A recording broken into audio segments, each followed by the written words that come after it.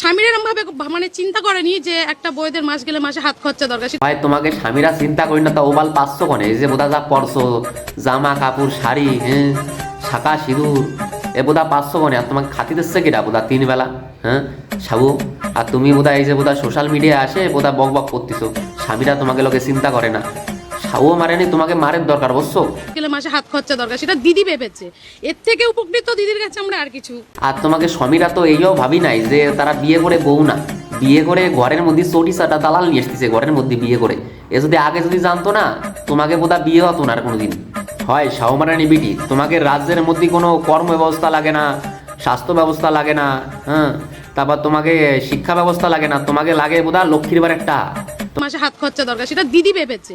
দিদি ভাবছে তো ভালো কথা, বোধহয় শাখা সিঁদুর খুলে বোধহয় দিদির ধারে যাবো। ওই শাখা সিঁদুর কি বাল সিদ্ধি পড়ছ? ওই শাখা সিঁদুর সব মানে সংসার মংসার সারিয়ে যাও, দিদির ধারে যাও। আর তোমার বোধহয় 1,500 টাকা নিয়ে থাও। পেয়েছি 500 টাকা বেড়েছে, আমরা খুবই আনন্দ, খুবই খুশি। দিদির সাথে আছি, দিদির পাশে আছি, সভ্যতাই সাথে আছি। এইসব মহিলাদের বাড়ি যারা দাদা আছে তাদের আমি মানে একটা কথাই বলতে চাই, এদের মানে ঘর থেকে বের করে দিন, ঠিক আছে?